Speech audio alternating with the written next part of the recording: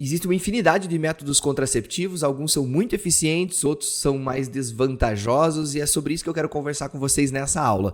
Eu deixei para vocês disponíveis os slides desse material, acho que pode ser útil para gente que é curiosa, para gente que está interessada no assunto, para quem está com preocupações, para quem é estudante, para quem é vestibulando e também para quem é professor. Se você é professor e precisa trabalhar esse conteúdo dentro do seu programa anual, você pode usar os meus slides, fique à vontade, ele está disponível aqui na descrição desse vídeo.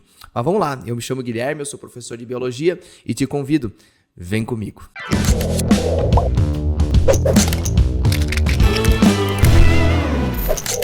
Vamos lá, gente, olha só, os métodos contraceptivos são divididos em alguns grupos. Nós temos os métodos comportamentais, também conhecidos como naturais, a gente tem os métodos cirúrgicos, os de barreira, os intrauterinos, e aí a gente vai ver que dentro dos intrauterinos também existe uma possibilidade hormonal, além dos hormonais já tradicionais, e também existe o chamado comprimido de emergência, que não deixa de ser uma alternativa hormonal, mas ela é categorizada à parte por um motivo que vocês vão entender na sequência. O que eu quero deixar claro aqui para vocês?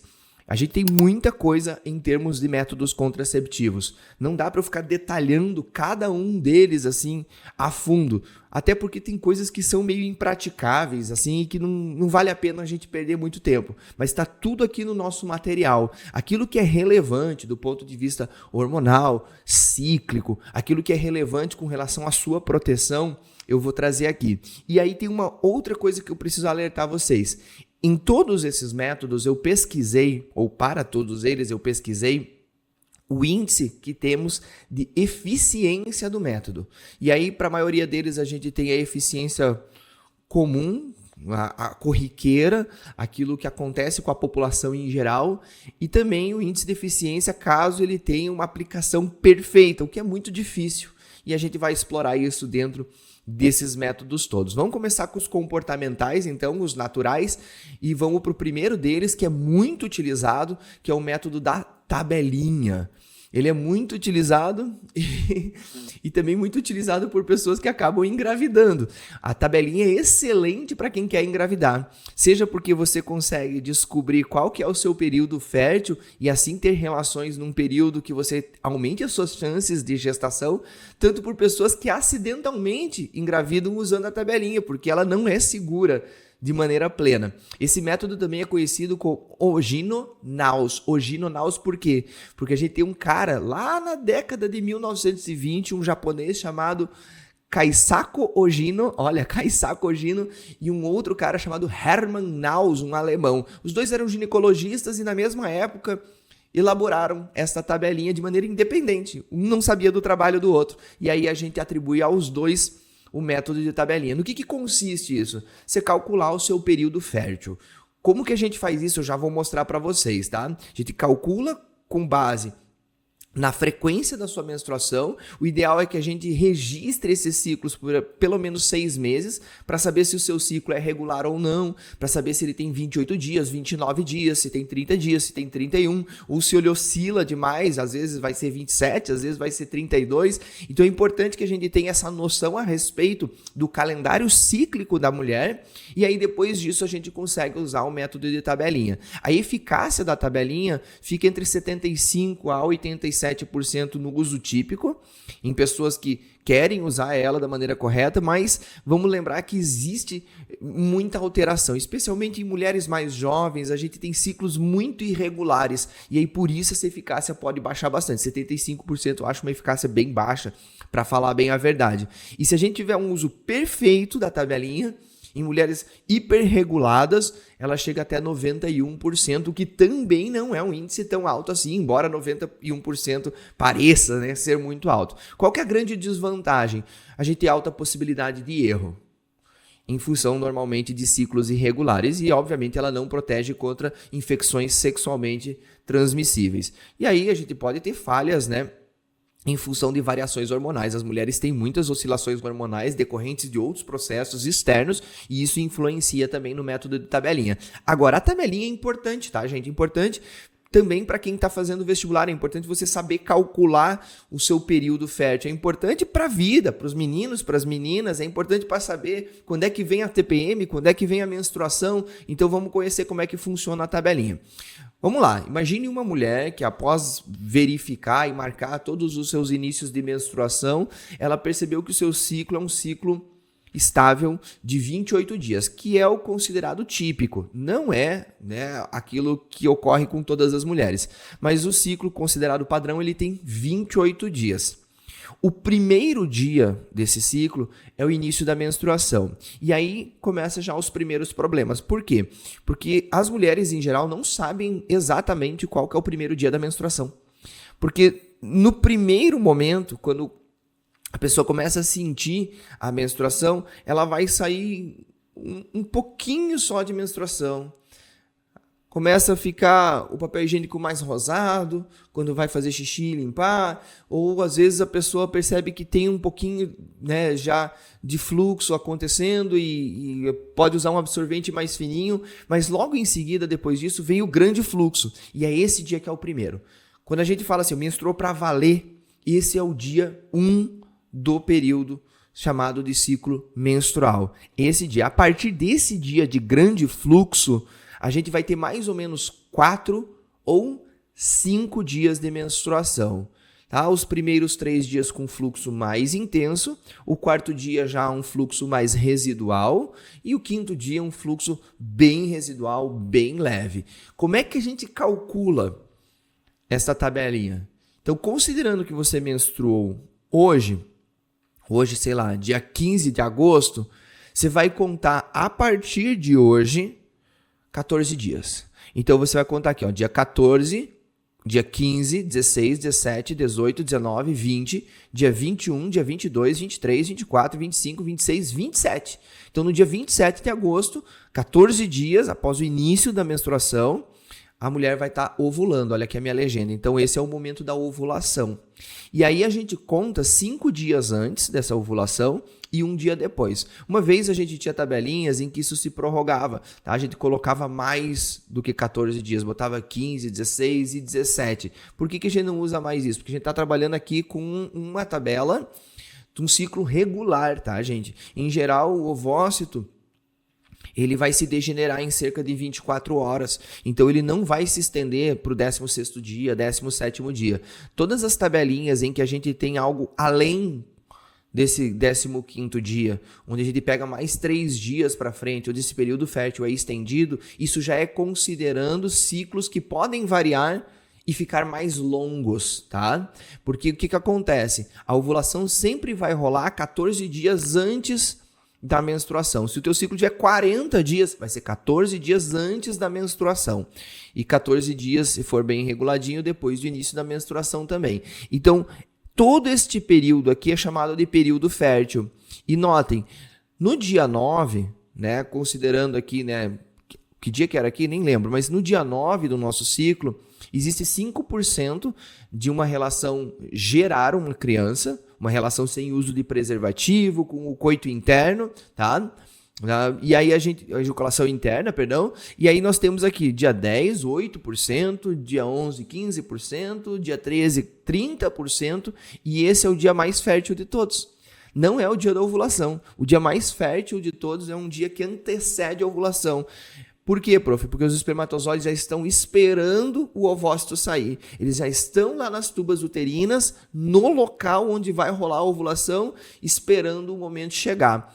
Se a relação ocorre no 14º dia, a mulher liberou o seu ovócito, os espermatozoides têm que caminhar até lá, têm que nadar até lá. Então as chances são maiores um dia antes, tá? E aí o que é interessante?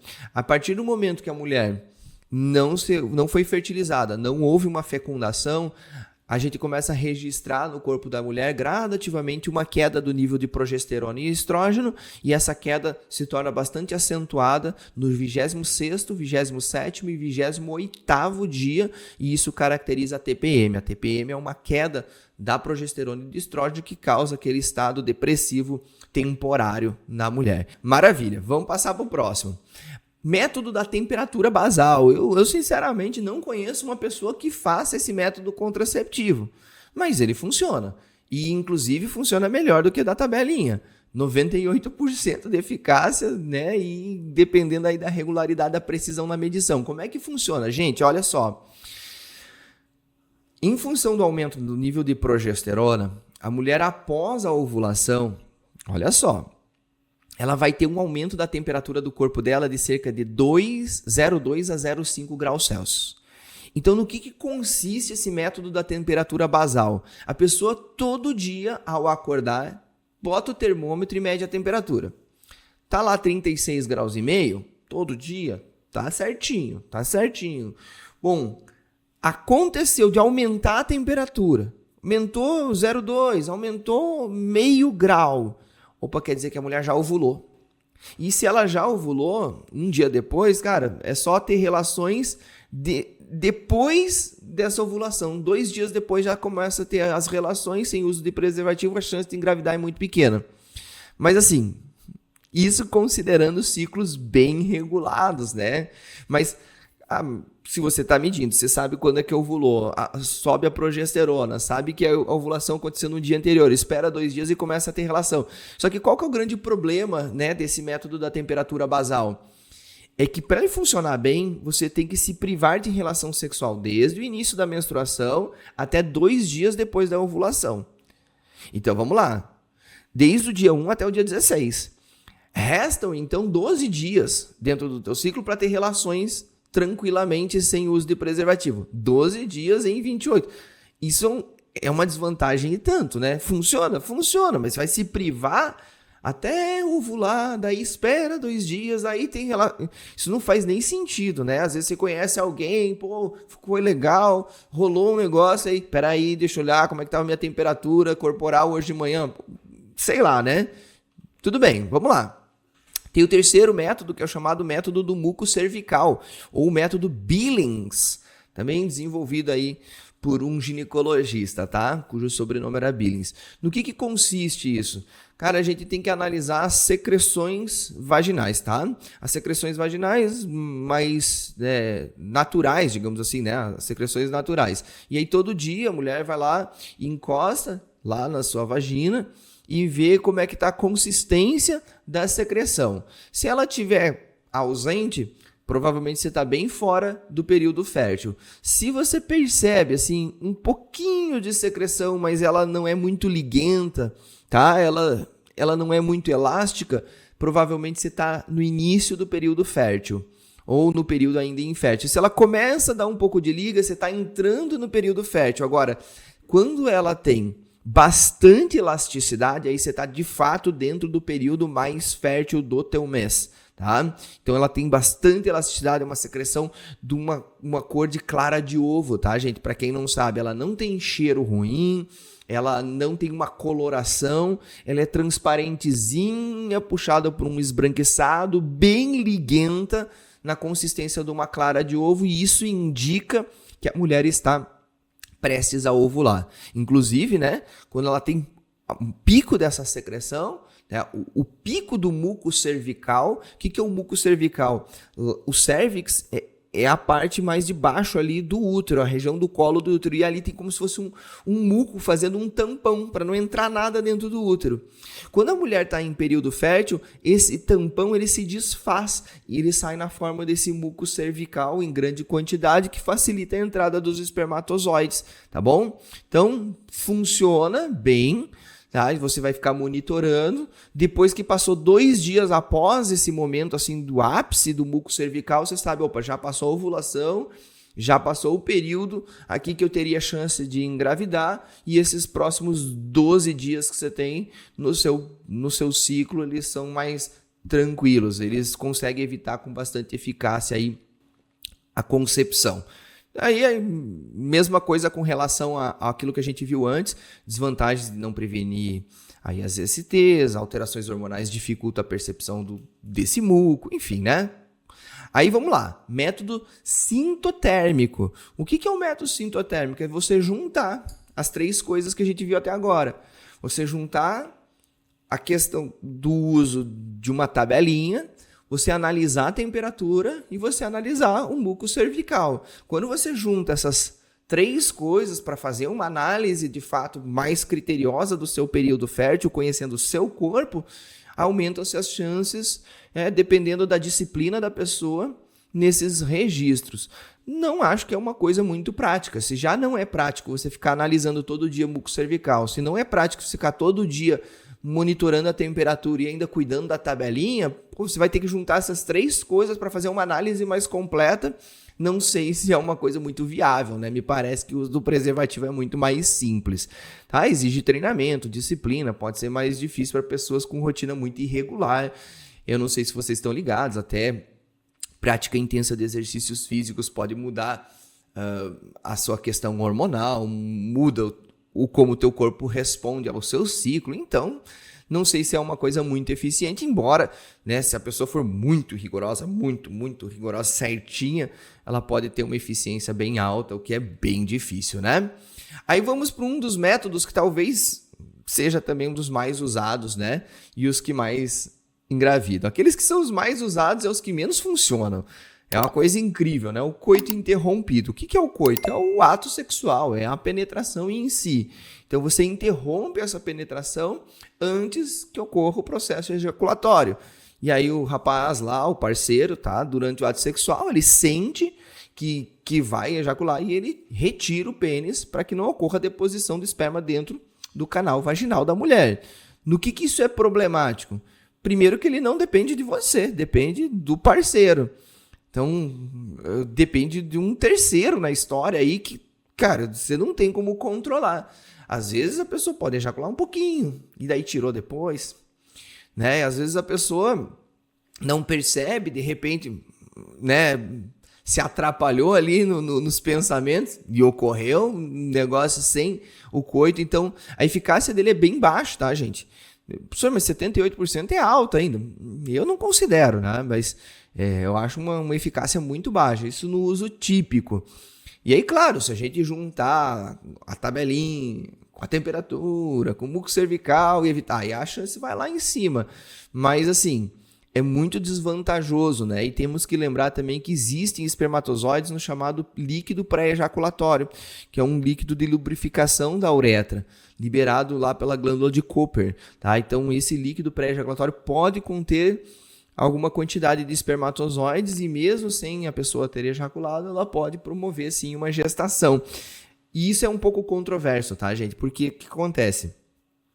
A gente considera que um homem que tenha uma ejaculação com menos de 40 milhões de espermatozoides, ele já é um homem que está com uma oligoespermia, ou seja, uma contagem baixa de espermatozoides, e isso diminui bastante a chance da mulher engravidar. Quando a gente está falando do líquido pré-ejaculatório, a quantidade é inferior a 1 milhão. Ah, professor, mas só precisa de 1. Eu concordo, mas, cara, parece que é muita coisa, 1 milhão, mas é pouquíssimo, tá? Então, as chances acabam diminuindo bastante, embora exista, sim, essa possibilidade. Beleza? Coito interrompido é ideal para quem quer engravidar, tá?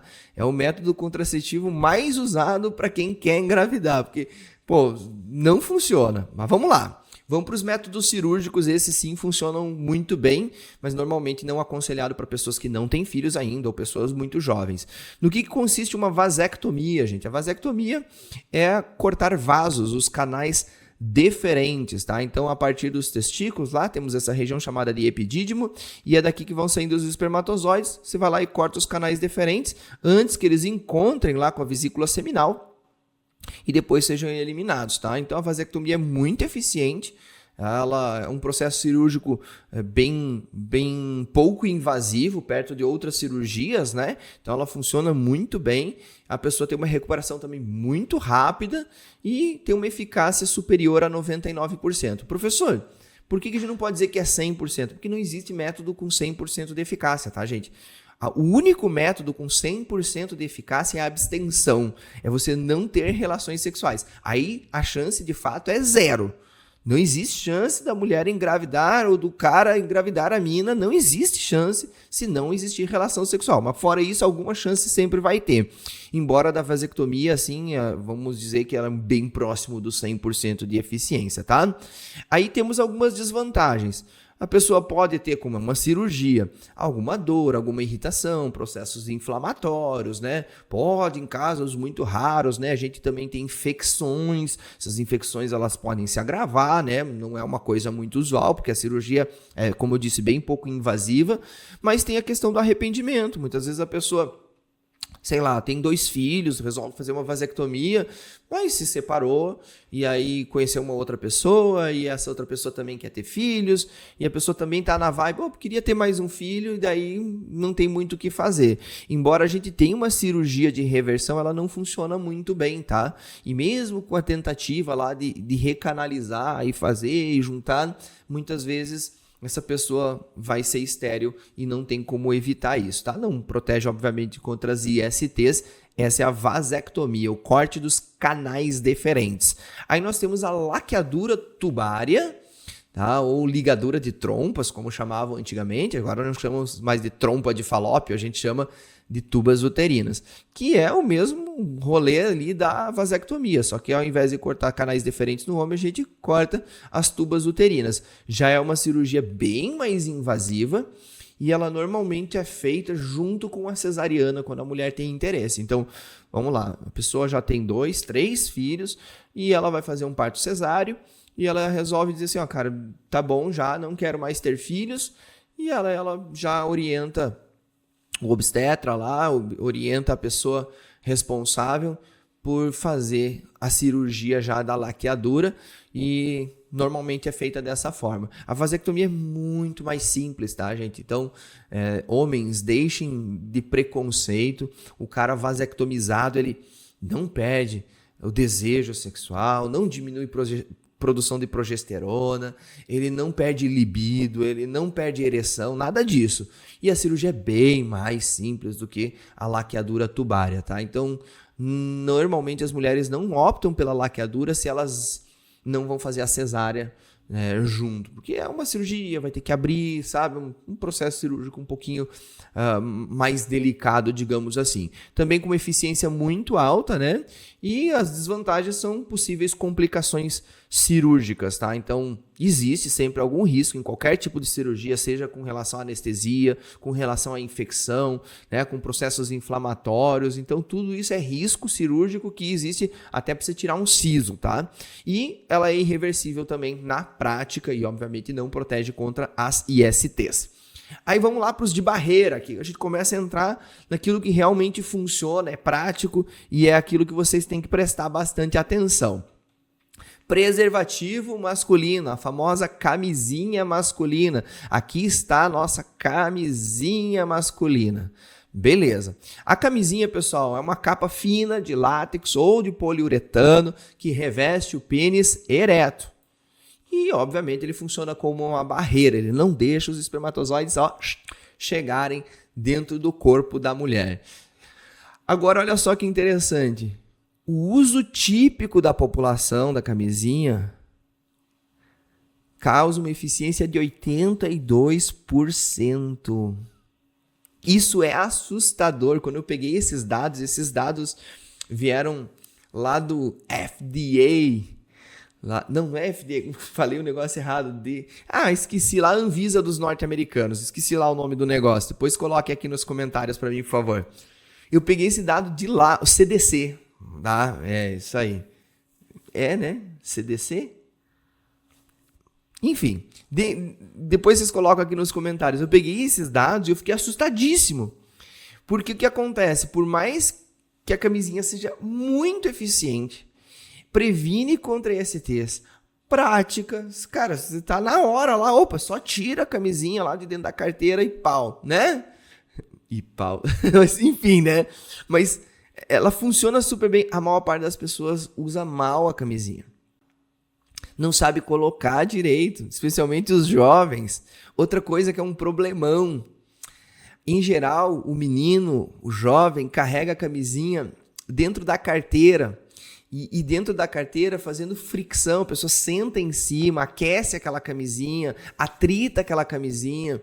E muitas vezes a pessoa, sei lá, carrega aquela camisinha com ele assim por muito tempo. Fica com aquela camisinha achando que vai acontecer o grande dia especial da vida dele e não acontece em 1 mês, em 2 meses, em 3 meses, em 4 meses, 5 meses. Fica 1 ano com aquela camisinha velha lá. E isso é um problema muito sério. Então isso diminui a eficácia dela, pode fazer com que ela rompa. Então o ideal é camisinha nova, né? Camisinha recém-comprada. Isso seria o ideal, e que ela não fique em local que se aqueça, né? Não fique junto da sua carteira, né, sofrendo atrito e o calor do seu corpo. Mas num uso perfeito, a eficácia dela é bem alta, né, gente? Bem alta mesmo. E tem algumas desvantagens, no caso, pode ser o rompimento, ou pode, se a pessoa não está com o pênis ereto o suficiente, ela escorregar, ela fica presa dentro do corpo da mulher, né? Porque o pênis fica flácido e a vagina acaba prendendo aquela camisinha lá dentro. Também tem a ver com o tamanho do pênis da pessoa, né? E tem pessoas que têm alergia a látex. E tem pessoas também que fazem uso errado de alguns lubrificantes que danificam o látex. Isso é importante de lembrar. Então, lubrificantes ou à base d'água, ou em alguns casos também a vaselina, mas outros tipos de lubrificantes podem causar comprometimento para o preservativo. Outra coisa que é muito errado, tá? Não se usa 2 preservativos. A pessoa às vezes está tão noiada na ideia de assim, não pode acontecer nada de errado. Aí bota 2 camisinhas. Isso é a pior coisa que você pode fazer, porque elas vão atritar uma com a outra e elas podem romper com muito mais facilidade do que tivesse só um preservativo. Eu posso usar o preservativo masculino junto com o feminino? Também não, pelo mesmo motivo. Não dá para atritar as borrachas ali, que é problema, tá? E aí, junto com o preservativo feminino, é o único que protege contra as ISTs, as infecções sexualmente transmissíveis. Já para você entender o que é importante a respeito do uso do preservativo, da camisinha. Antes de usar a camisinha, calma, tá? Às vezes a pessoa tá naquela loucura lá e pega a camisinha no escuro de qualquer jeito, abre de qualquer jeito, rasga com a boca, fura a camisinha, coloca de qualquer jeito. Calma, respira. Não vai ser a tua última vez na vida, sabe? Faz o negócio direito. Então, primeiro, importante, antes até da relação, dá uma olhada se a data de validade tá legal. Abra sempre o teu preservativo com os dedos, não use a boca para fazer isso, tá? Não rasgar com os dentes, não. Ele tem um picote, cara, tem um picote justamente ali para você fazer essa abertura com os seus dedos e não danificar a camisinha que tá ali dentro. Aí depois para desenrolar, cara, você desenrola um pouquinho antes de colocar no pênis, ó. Perceba que, ó, essa é a forma correta dela desenrolar, ela tem que ficar parecendo uma touca assim, ó, tá? Se ela desenrolar para o lado errado, você vai ver que quando coloca no pênis ela não desce, ela fica empacada, quer dizer que você colocou a camisinha do lado errado, tá? Então, beleza. Depois que desenrolou bonitinho, cubra a glande, aperte a parte de cima para sair todo o ar, esse local que vai ficar o reservatório dos espermatozoides. Se ficar ar lá dentro, isso pode incomodar a mulher durante a relação sexual, inclusive aumenta o risco dela rasgar. Então, tire completamente o ar da pontinha lá do preservativo e só depois disso você desenrola ela até a base, até o final, beleza? Para proteger todo o corpo peniano. Maravilha? Foi. Preservativo feminino. Tá aqui um negócio que eu não conheço ninguém que usa. Tá? Já peguei preservativo feminino, tem disponível nos postos de saúde. Já fizemos assim de brincadeira de usar, assim, mas quem usa com frequência, quem usa isso como uma coisa realmente para si, sabe, no cotidiano, cara, não conheço ninguém. Eu acho que quando criaram o preservativo feminino, a ideia era criar alguma coisa que desse mais autonomia para a mulher, que ela não precisasse depender do cara para se proteger. Só que o preservativo feminino não é tão prático assim, sabe? Ele não é uma coisa muito, sabe, do cotidiano. Então, na minha sincera opinião, vale mais a pena a mulher ter camisinhas masculinas dentro da sua bolsa e orientar o seu parceiro para que ele use do que ela fazer o uso de um preservativo feminino. Por quê? Porque ele tem que ser colocado com antecedência. Ele não pode ser colocado na hora da relação. Até porque vai esfriar, né? Vai ficar um negócio assim, peraí, deixa eu colocar meu preservativo feminino. Então, como você pode ver, ele é uma bolsa maior, né? Ele lembra assim, tipo uma meiona, assim, um saco de café, digamos assim. Ele tem esse anel, que é um anel externo, e ele tem esse outro anel aqui, que é um anel interno, que fica por dentro dessa bolsa, ele não fica por fora, tá? Ele fica por dentro. A eficácia dele é boa, né? Embora as pessoas não saibam usar direito, o que diminui bastante no uso típico, tá? E o problema maior é colocar, porque você vai pensar assim, tá, hoje eu vou para uma balada, pode ser que aconteça alguma coisa, eu já vou sair com meu preservativo feminino introduzido. Aí você vai ficar a noite inteira com aquele negócio lá, não atrapalha para fazer xixi, só baixar ali, mas, cara, não sei se é uma coisa muito prática mesmo, tá? E aí ele protege muito bem contra as ISTs. Como é que funciona para colocar? Mesma coisa, ele vem num pacote, só que ele é grande, tá? Um pacotão grandão assim. Você rasga no picote, não usa o dente para rasgar. Você vê se o anel interno está ali dentro daquele saquinho mesmo, desenrola ela toda, ela já vem desenrolada, ela não é que nem a camisinha masculina.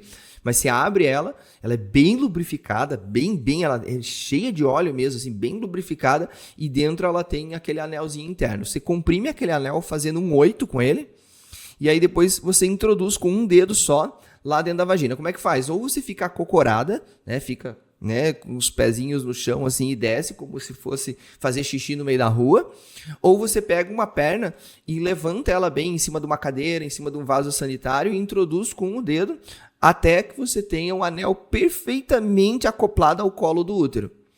Não é tão fácil assim. Depois que ele encaixa, a mulher diz que fica bem confortável, não sente nada, tá tudo certo. Mas se esse anelzinho não estiver bem encaixado lá no colo do útero, ao andar, a se deslocar, gera um pouquinho de desconforto. E, né, é isso aí, vocês decidem se esse negócio é bom ou não. Eu acho meio nada a ver, mas tudo bem. Vamos para o diafragma. Gente, o diafragma nem deveria existir, eu acho, né? Porque até se usa, sabe? Acho que nos Estados Unidos o pessoal usou por um bom tempo, assim. Até uma época se usava mais do que o preservativo masculino, sabe?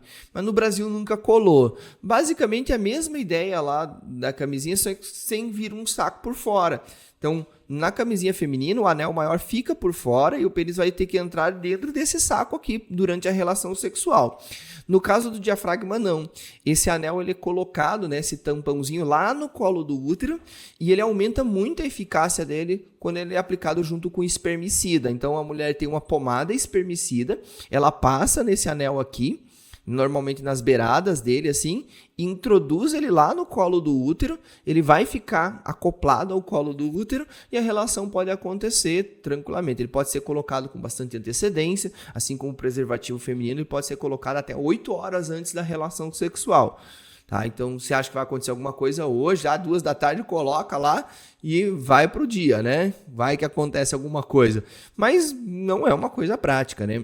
É pomada com espermicida, é encaixado, mesmo jeito que a gente o preservativo feminino é um pouquinho mais chato de colocar, inclusive, do que o preservativo feminino e pode causar irritação. O espermicida, às vezes, não é de boa qualidade, também causa irritação no corpo da mulher e acho que nada a ver o diafragma. Aí vamos de novo agora para as coisas que são bem importantes. Daqui para frente eu acho que tudo é bem relevante, tá? Os dispositivos intrauterinos e depois os métodos hormonais e o método de emergência. Vamos lá. DIU de cobre, esse cada vez menos usado, mas bastante eficaz, tá? No que consiste um DIU de cobre? Tá vendo esse negocinho aqui, ó? Esse bagulhinho aqui, ó, isso aqui, ó. Ele é como se fosse uma âncora, tá? É um formato de T e ele vai ser revestido por um fio de cobre, tá? Esse cobre, gente, ele tem 2 funções. Primeiro que ele é espermicida, tá? O cobre, quando oxida, ele é espermicida. E também ele provoca uma mobilização muito grande de macrófagos na parede uterina. Esses macrófagos são células de defesa. E adivinha, essas células de defesa atacam os espermatozoides que estão chegando por ali. Então dá para dizer, tá, que esse cobre ele causa um processo inflamatóriozinho ali, que faz com que o seu corpo se proteja contra agentes externos, inclusive os espermatozoides. A eficácia dele é muito grande. E por que ele é chamado de DIU? Porque é um dispositivo intrauterino e ele é acoplado desta forma aqui dentro do útero. Nessa imagem está aparecendo um DIU hormonal, tá? Mas o DIU de cobre é esse aqui. E ele fica acopladinho lá. E o que é interessante a respeito dele? Esse cobre tem uma validade muito grande, tá? Muito, muito grande. E tá aí. funciona aí durante 5 a 10 anos, dependendo do modelo de DIU de cobre. Existem riscos. Gente, eu conheço pessoas que engravidaram com o DIU. É raro, mas conheço pessoas em que isso aconteceu. Outra coisa, tem mulheres que simplesmente não se adaptam ao DIU. E não há o que fazer. Tem mulheres que dizem que é a melhor maravilha do mundo. Vai lá no ginecologista. Não é uma coisa que você coloca em casa, tá? É um ginecologista que tem que colocar, ou uma ginecologista. Essa ancorazinha, ela vem fechada no forma de um caninho. Aí você coloca aquele caninho lá dentro e puxa assim, ele vai abrir. Esse fiozinho de fato fica um pouquinho para fora para depois pescar o DIU, né? Pegar ele de volta. Mas, gente, tem mulheres que simplesmente acham o auge isso, que é muito prático, totalmente de boa, não causa desconforto algum, e outras mulheres têm experiências horríveis com o DIU. Horríveis a ponto assim de, cara, ter muita cólica. É um relato frequente, muita cólica menstrual, muito fluxo menstrual, e existem algumas pessoas que vão ter perfuração uterina, né? O que seria uma situação muito grave. Não é uma coisa assim que se faz sem ter boa recomendação, né? Então, é legal que o profissional da área médica ou a profissional da área médica analise muito o formato do seu útero, a possibilidade do uso, como é que está a questão do seu endométrio, se você não tem algum relacionado à endometriose, para depois sim ser colocado um DIU caso seja do seu interesse. Mas como eu disse, tem mulheres que acham a coisa mais perfeita do mundo e tem mulheres que acho um maior desastre do mundo. Não sei em qual tipo de grupo que você se enquadra. Mas vamos lá. Número 12, o DIU hormonal. Esse tá super em alta, tá, gente? Esse tá sendo muito utilizado. Eu não queria botar o nome de uma marca aqui, mas eu acho que se eu falar dessa forma fica mais fácil de vocês entenderem. É o famoso Mirena, tá? Não é a única marca, tá? A gente tem outras marcas também, além do Mirena, mas o Mirena com certeza é o mais lembrado, é o mais utilizado. No que consiste? É o mesmo dispositivo, só que ao invés de ter um fiozinho de cobre ao redor aqui, ele tem essa haste que vai liberando progesterona sintética de maneira gradual. Então é uma concentração baixa de progesterona que vai sendo liberada continuamente dentro do corpo da mulher, e isso funciona de 3 a 7 anos, dependendo do modelo do DIU hormonal que a pessoa vai usar. Então, o composto que ela libera é o levonorgestrel, que é o mesmo que a gente vai ver que existe lá na pílula do dia seguinte, só que numa quantidade bem pequenininha e gradual. Então, ele não aumenta, não libera mais, nem menos, ele vai liberando gradualmente, e isso faz com que a mulher, com um nível alto de progesterona, iniba a liberação do LH, e sem o LH ela não ovula, tá? Então esse método ele inibe o processo de ovulação, tá? Por causa da progesterona sintética que está sendo liberada, inibidora do hormônio LH. Se você perdeu a aula sobre ciclo menstrual, vale a pena bastante você ver, tá bom? Ele funciona muito bem. É um dos métodos mais confiáveis, ele está muito em alta.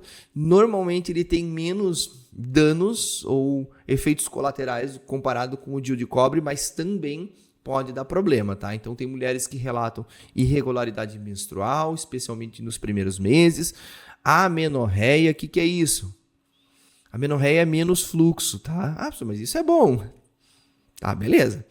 Efeitos hormonais leves, como às vezes acne, dor de cabeça, que a gente chama de cefaleia, sensibilidade mamária, tudo isso é relatado e algumas mulheres é mais, outras mulheres é menos.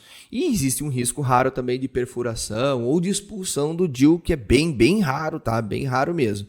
E não protege, obviamente, contra as ISTs. Esse tem sido muito utilizado e talvez seja uma alternativa. Bora então para os métodos hormonais, gente. Aqui a gente, claro, já estava falando do método hormonal antes, né, que é o dispositivo intrauterino hormonal, mas agora a gente vem para os hormonais mais clássicos e também aqueles mais modernos. Eu costumo dizer que o método hormonal, principalmente o mais lembrado deles, que é a pílula anticoncepcional, ele marca uma revolução social, inclusive, tá, gente? Não é uma coisa simplesmente fisiológica. A partir do momento, lá na década de 1960, quando surgem as primeiras pílulas anticoncepcionais, pela primeira vez a mulher tem um controle a respeito da sua gestação, da sua fertilidade. Pela primeira vez, ela por conta própria pode dizer, eu não quero engravidar nesse momento.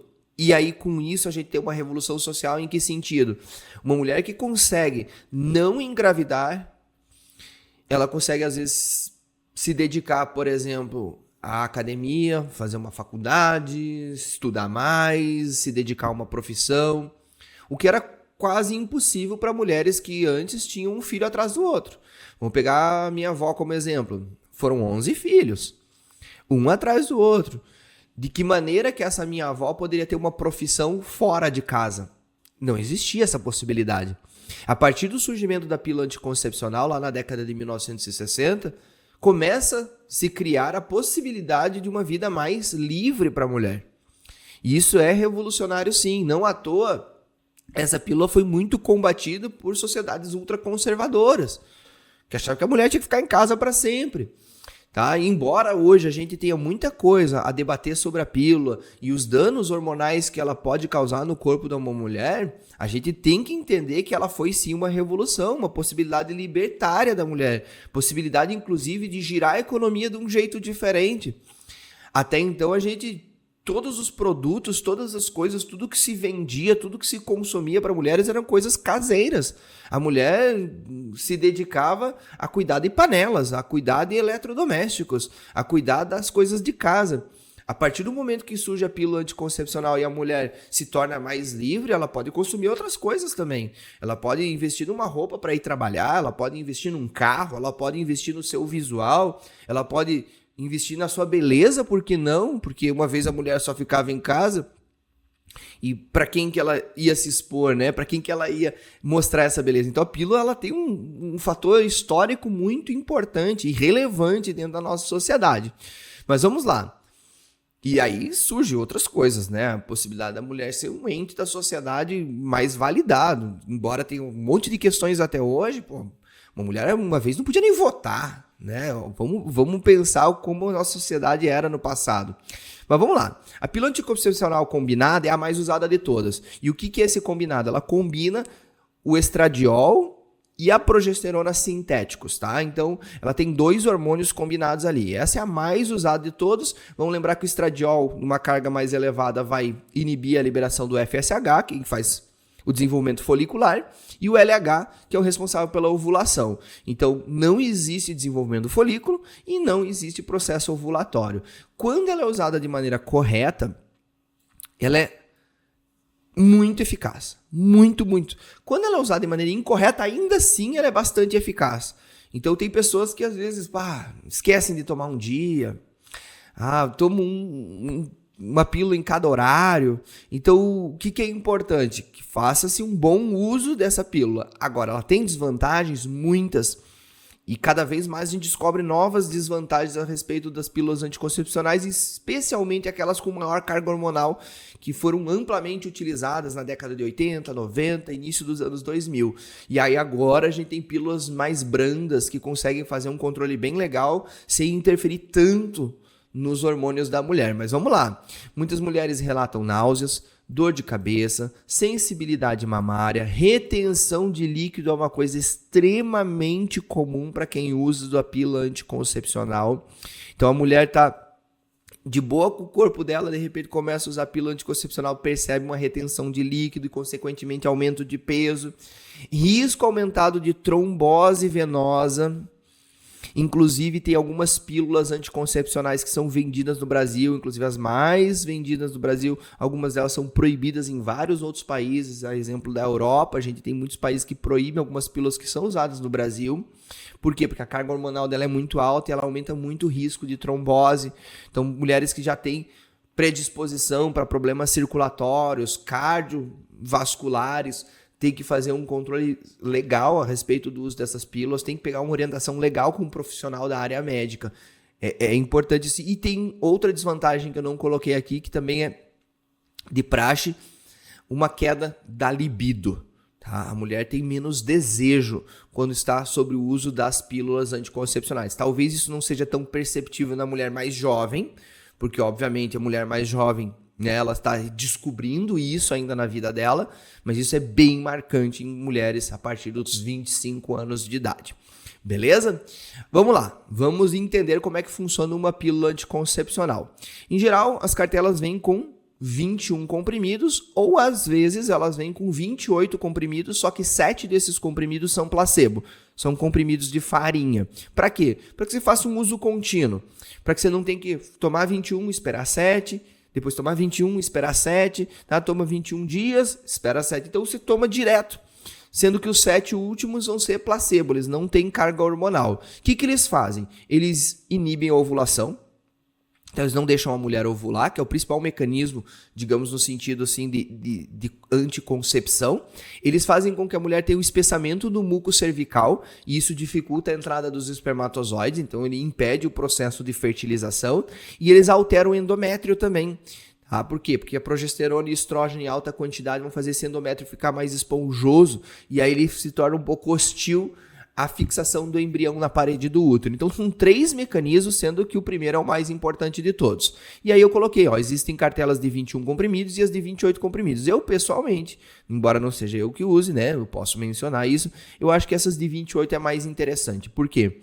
Porque você cria o hábito de tomar todos os dias, sempre no mesmo horário, não tem que parar nunca, tá tudo certo. Vai tomando, terminou a cartela, vem com outra, terminou a cartela. Ah, mas é legal emendar as cartelas?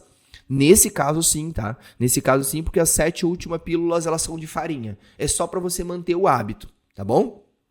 Agora, se você emendar as de 21 atrás do outro, você vai inibir a menstruação. E aí tem que consultar o médico para ver o que ele acha dessa situação no seu corpo, tá? Agora vamos lá, como usar? Se for o primeiro uso da pessoa, a pessoa nunca usou anticoncepcional na vida. Então, menstruou, quando deu aquele fluxo maior, esse é o primeiro dia. O que é o ideal? Que você marque um horário que fique prático para você tomar a pílula sempre no mesmo horário. Eu acho ruim, por exemplo, o horário da manhã. Todo dia às 7 horas eu tomo. Cara, tem um dia que você vai acordar mais tarde, entendeu? Final de semana, você saiu, foi numa balada, virou a noite, ficou até 5 da manhã. Será que às 7 da manhã você vai acordar para tomar uma pílula anticoncepcional? Eu acho que o horário perto do meio-dia sempre é legal. Almoçar, todo mundo almoça, mais ou menos no mesmo horário ali. Então, come, toma pílula anticoncepcional, tá resolvido o problema. Eu acho um horário mais interessante. Então, começou a menstruação, toma. Todos os dias no mesmo horário, tá? Para manter o hábito. Sempre, mas faz parte da sua rotina. Pode esquecer, se você tiver uma variação de 6 horas, toma sempre ao meio-dia, mas esqueci, fui tomar só às 4 da tarde, não vai dar nada, tá? Se for 1 ou 2 vezes dentro do ciclo. Até 12 horas existe essa tolerância, assim, embora seja um pouco controverso. Agora, passou de 12 horas, que você esqueceu de tomar, aí é legal você no dia seguinte tomar normal. Mas daí eu tomo 2 no dia seguinte? Não. Esqueceu? Volta a tomar normal, mas naquele mês você usa preservativo. Naquele mês você vai usar a camisinha porque existe uma chance sim de você ter uma ovulação no meio do caminho, tá bom? Agora preste atenção. Quando terminam as 21 pílulas, de verdade, mesmo que você tome as 7 placebo depois, você vai perceber sangramento. Só que esse sangramento não é menstruação. Ele é o chamado sangramento de privação. Não existe um descamamento endometrial ali, não existe uma menstruação verdadeira. Vai romper alguns capilares, vai ter um escape de sangue ali, mas não é uma menstruação, ok? Então a mulher não menstrua durante o uso da pílula anticoncepcional. Mas eu uso há tantos anos, eu menstruo todo mês. Aquilo lá não é uma menstruação verdadeira. Aquilo é um sangramento de privação, tá? Porque naqueles 7 dias você se privou do uso daqueles hormônios e sim, a gente vai ter um escape sanguíneo ali, tá? Depois que você parou, deu 21 dias, tá? Acabou a tua cartela, acabou. Tá? Se você não tá usando ela de uso contínuo. Então você vai ficar 7 dias sem tomar. E no 8º dia você volta a tomar uma nova cartela. É assim que usa a pílula anticoncepcional. O que é importante você saber? E claro, sempre com orientação médica, gente, por favor, tá? Qualquer pessoa pode tomar a pílula anticoncepcional? Não. Não. Aquela ideia de que, qualquer pessoa... Não. Mas essa aqui é boa pra minha amiga. É boa pra tua amiga. A minha amiga disse que essa pílula é maravilhosa. É pra ela. Quem que pode avaliar? Médico, tá? A ginecologista ou ginecologista é que pode dar uma avaliação precisa a respeito do seu corpo e qual que é a pílula ideal para ele. Não vá na onda de achar que a pílula que funciona para a Joana vai funcionar para a Maria. Beleza. Há contraindicações? Sim. Mulheres com doenças de fígado, mulheres que têm tendência histórico, genética, familiares com trombose, para mulheres que têm outros problemas circulatórios, cardiovasculares, mulheres com câncer, especialmente câncer de mama, câncer de colo de útero, câncer de ovário, não devem tomar, ok? Não deve tomar. Pode-se escolher a genérica ou assimilar a pílula receitada pelo médico. Então, no lugar da pílula que o médico receitou, eu vou pegar o genérico. Pode, né, professor? Não pode, tá? Por quê? Porque nem sempre a gente vai ter uma composição igual. Então, tem que olhar exatamente qual que é a composição que a gente tem lá de hormônios, a porcentagem, a gramatura de cada um dos hormônios dentro da composição para ver se realmente ela funciona. Porque aí o médico faz um estudo legal dos seus hormônios, analisa como é que tá o teu corpo, percebe, faz ultrassom, vê teu endométrio, vê teu útero, vê tudo bonitinho, teus ovários e receita a pílula ideal para você. Você vai lá e pega uma outra. Não pode, tá? Pode causar infertilidade? Não. Tá? Isso é um mito bastante grande, mas de certa forma, assim, em muitos casos em a mulher tem uma potencial possibilidade de infertilidade, em muitos casos se usa a própria pílula anticoncepcional para evitar essa situação. Como assim? Mulheres que têm cistos ovarianos, miomas, mulheres que têm ovário policístico e normalmente a gente trata isso com pílulas anticoncepcionais por um tempo mais prolongado, depois retira-se as pílulas e vê como é que fica. Normalmente essas coisas elas tendem a retrair, elas tendem a melhorar e isso evita inclusive uma esterilidade lá no futuro. Beleza?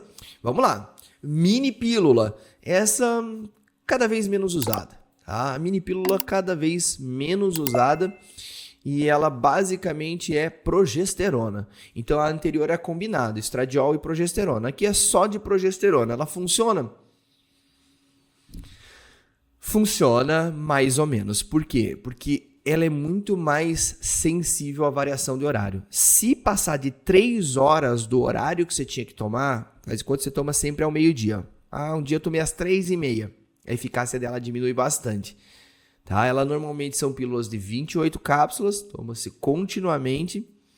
E, cara, aqui nós temos bastante desvantagens, tá? A mulher relata normalmente muita irregularidade menstrual, é muito comum dar acne pra caramba, dores, tá? Então, ela funciona, para algumas mulheres ela vai ser menos agressiva.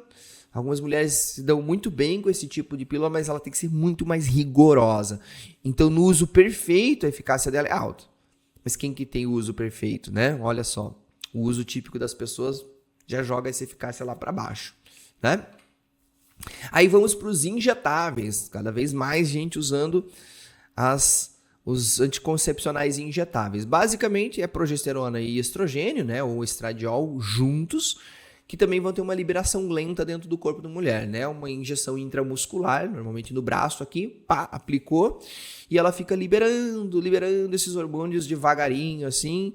Normalmente a gente tem mensais. E se for apenas de progesterona, que daí a carga ela vai ter uma liberação ainda mais lenta, embora você consiga colocar uma carga maior de hormônios, a liberação dela é bem lentinha, aí pode usar uma trimestral, tá? Beleza? A eficácia dela é muito boa, muito boa. No uso típico menos, né? Porque o que inclui essa baixa porcentagem comparado com o uso perfeito? Mulheres que às vezes não vão aplicar certinho todos os meses. Então a pessoa faz, sei lá, aplicou hoje, dia 1º de março, e aí no 1º de abril tinha que aplicar de novo, depois tinha que aplicar de novo. Mas aí caiu num final de semana, putz, né, já dá um atrasinho, tá? Então, se for um uso perfeito, certinho, sempre, uma por mês, a eficácia é bem alta, tá, gente? Se você atrasa um pouquinho, vai cair essa eficácia, beleza? Então, é isso aí, ó. O que a mulher relata, assim, com relação a injetáveis? É a mesma coisa que a gente tem com as pílulas, né? Como são os hormônios, da mesma forma que a gente estava vendo antes, se vê alteração de peso, retenção de líquido, às vezes irregularidade menstrual nos primeiros meses. Muitas mulheres, sabe, elas reclamam de dor de cabeça, especialmente nos 3 primeiros meses do uso, depois o corpo vai se adequando a essa situação, e muita sensibilidade mamária, especialmente no início também. Aí vamos para um que é bem famoso também, o chamado Implanon. Implanon é uma marca, tá, gente? Não tô aqui fazendo propaganda do negócio.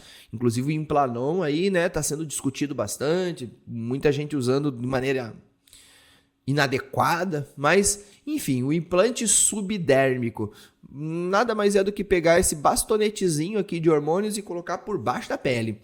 Tá? Então, pequenos bastonetes inseridos sob a pele do braço que liberam progesterona sintética.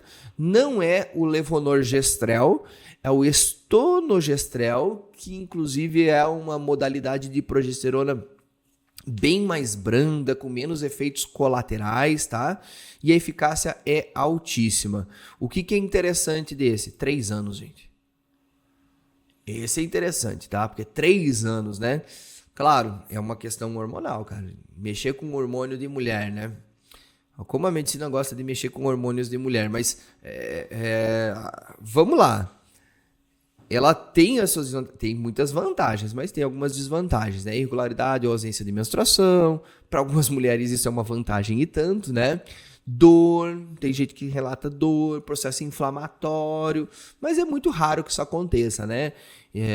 Claro, um caso ou outro, né? Houve uma contaminação ali, a pessoa manuseou de maneira errada o implante, e aí vai ter uma contaminação, pode causar uma infecçãozinha, mas, cara, é muito raro que isso aconteça de verdade. E como ele está falando do estonogestrel, os efeitos hormonais são menos intensos. Algumas pessoas relatam acne, né, e alteração de humor, olha só. Muito doido, né? Vamos lá. De emergência, o nosso último método contraceptivo. Depois vocês deixam perguntas aí nos comentários, tá? Pode me perguntar à vontade. Não sei se são dúvidas vão aparecendo aí para vocês, se dúvidas vão surgindo, mas vão me deixando aí nos comentários, por favor. Pílula de emergência. Isso aqui é a famosa pílula do dia seguinte, né? E aqui a gente tem que conversar bastante, tá? Porque de todos os métodos contraceptivos, acho que esse é o mais mal usado. Tem uma importância bastante grande, mas é o mais mal usado. O que é uma pílula do dia seguinte? É um comprimido ou 2, tá? Então existe a modalidade de uma pílula do dia seguinte ou 2 pílulas do dia seguinte. Essa aqui é a mais recomendada hoje em dia. Por quê? Porque a dose hormonal de uma só é muito alta, então você dilui em 2 doses. Tá? Para vocês terem uma ideia, a quantidade de levonorgestrel lá, que é a progesterona sintética presente numa pílula dessas, é a mesma coisa que a gente encontra numa cartela inteira de anticoncepcional. Então é a mesma coisa que você pegar isso aqui, ó, e engolir de uma vez só. Tá? Dessa só de progesterona. Não vai tomar com estrógeno junto, que o impacto é muito grande. Então, assim, é um negócio tenso. Muito tenso. Por isso que ela deve ser usada como emergência. E por que ela é chamada de pílula do dia seguinte? Você teve uma relação sexual, você e seu parceiro tiveram uma relação sexual. Acordou no outro dia, pegou lá o Clue, né, que é o aplicativo para marcar os períodos férteis. Aliás, né, procurem Clue, escreve C-L-U-E. Aí você olhou, meu Deus, eu estava no período fértil. E agora? E agora existe a pílula de dia seguinte. Essa pílula, para ter eficácia alta, gente, ela tem que ser tomada nas primeiras 24 horas. Depois de 24 horas funciona? Funciona, mas aí a taxa vai cair para 70% de eficácia, 50% no terceiro dia. No quarto dia ela tem algo em torno de 5% de chance de dar certo. Então assim, ela funciona mesmo nas primeiras 24 horas. Se for a pílula única, acordou, olhou o Clue, olhou, tá no período fértil, ah, meu Deus do céu. Já cutuca lá o rapaz de, cara, vai na farmácia e compra uma pílula do dia seguinte. Manda ele lá buscar, tá? Você já tá abalada o suficiente, tá? Então manda o cara ir lá. Ai, eu tenho vergonha. Vergonha o caceta, vai lá buscar. Tá? Ele vai lá e buscou, você tomou, beleza? O que se espera do consumo dessa pílula? É comum, tá, gente? Comum náusea. É comum vômito. é comum dor de cabeça pra caramba, alteração menstrual violenta, alteração de humor. A mulher entra depois desse período, assim, que tomou cerca de mais ou menos umas 24 horas depois que tomou, assim, ó, efeitos de TPM avassalador. Já tá noiada porque achou que tá grávida. Cara, tudo fica ruim. Essa pílula é o cão, tá? Não é recomendável, a não ser que seja uma situação emergencial. Agora, vamos lá. Para que tem a pílula de seguinte de 2 pílulas? Foi na farmácia, voltou, toma uma agora, não é uma para você e uma para o companheiro. É uma para você e 12 horas depois você tem que tomar mais uma. Tá? Normalmente os efeitos colaterais diminuem consideravelmente, embora sim, eles ainda são bem perceptíveis, tá? Então eles vêm uma dose de 1,5 miligramas ou 2 doses de 0,75 para tomar em até 12 horas ali de intervalo. Tá bom? A pílula do dia seguinte, pessoal, ela vai perdendo a eficácia quanto mais vezes ela é utilizada. O teu corpo começa a adaptar a essa tua situação de pico hormonal de progesterona. Então a gente sabe que num período aí de mais ou menos um ano, a pílula do dia seguinte tem uma eficácia alta na primeira vez que ela é utilizada, mas ela é próximo ao 99%, tá? Mais do que 99%. Mas por que aqui tá 95%? Porque a gente tá incluindo pessoas que usam mais de uma vez. Então, sei lá, tomou a pílula agora. Dali 2 meses tomou de novo. Dali 3 meses tomou de novo. Cada vez que você vai tomando, a eficácia disso vai diminuindo e o teu corpo vai se desregulando hormonalmente cada vez mais. Pílula do dia seguinte não é salgadinho. Não é pingo douro, não é fandangos pra você ir lá na farmácia todo mês lá e comer, entendeu? Não é. Ela deve ser utilizada só em situações emergenciais. Você verificou que você estava no período fértil, primeira coisa que você tem que botar na cabeça: que irresponsabilidade.